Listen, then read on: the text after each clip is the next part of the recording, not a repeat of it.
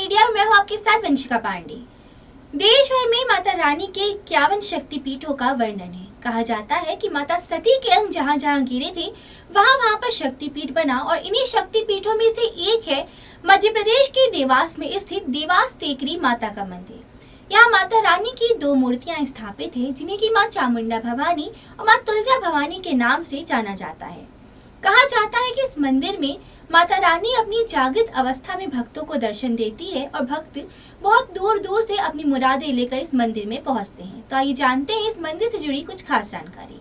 मध्य प्रदेश के देवास में माता टेकरी पर स्थित माँ तुलजा भवानी और माँ चामुंडा भवानी का ये मंदिर काफ़ी ज़्यादा प्रसिद्ध है।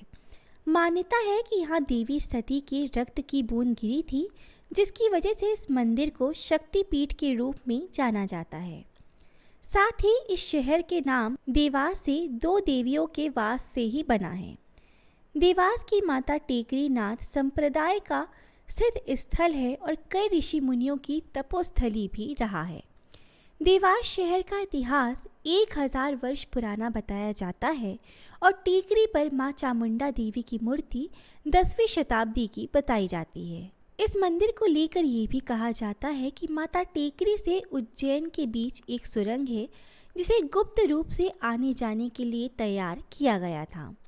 ऐसा बताया जाता है कि ये सुरंग करीब 45 किलोमीटर लंबी है, जो कि यहाँ से उज्जैन के भर्तहरि गुफा तक जाती है और उस समय राजा भर्तहरि इसी रास्ते से माता टेकरी के दर्शन के लिए जाते थे। देवास में माता टेकरी पर दक्षिण दिशा की ओर माता तुलजा भवानी का मंदिर है और इन्हें बड़ी माता कहा जाता है।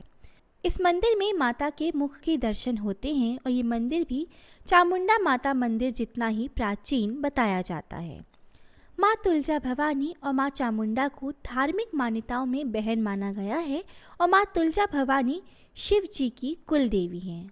वहीं देवास टेकरी पर उत्तर दिशा में माँ चामुंडा माता का मंदिर स्थित है और इनकी मूर्ति चट्टानों में उकेर कर बनाई गई है। ये मूर्ति परमार काल की बताई जाती है और देवास रियासत के राजा इन्हें कुलदेवी के रूप में पूजते हैं। इस मंदिर के बारे में ऐसा कहा जाता है कि बड़ी माँ और छोटी माँ के बीच बहनों का रिश्ता था।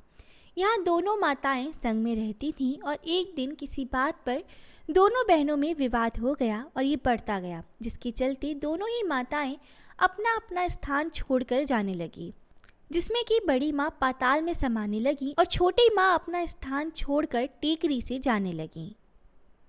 तभी माताओं को कुपित देखकर उनके साथी हनुमान जी और भैरव बाबा ने उनका क्रोध शांत करने के लिए वहीं रुकने की विनती करी और दोनों ही माताएं जैसी थीं वैसे ही रुक गईं।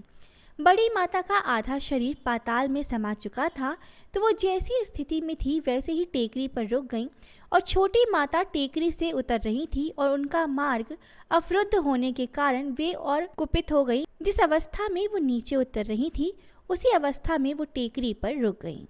आज भी टेकरी पर माताएं अपने उसी स्वरूपों में विराजमान हैं और लोगों की ये मान्यता है कि आज भी ये मूर्तियाँ जागृत और स्वयंभू स्वरूप में हैं। यहाँ पर सच्चे मन से जो भी मन्नत मांगी जाती है वो माता रानी ज़रूर पूरी करती हैं और यहाँ पर लोग ये भी मानते हैं कि यहाँ पर भैरव बाबा के दर्शन के बिना माता रानी का दर्शन अधूरा कहा जाता है। नवरात्र के समय में टेकरी पर माता रानी के इस मंदिर में दूर दूर से लोग यहाँ दर्शन के लिए आते हैं और इन दिनों यहाँ पर एक विशेष पूजा भी कराई जाती है। तो ये थी बुलेटिन मीडिया की कुछ खास जानकारी। ऐसी जानकारियों के लिए बने रहिए बुलेटिन मीडिया के साथ।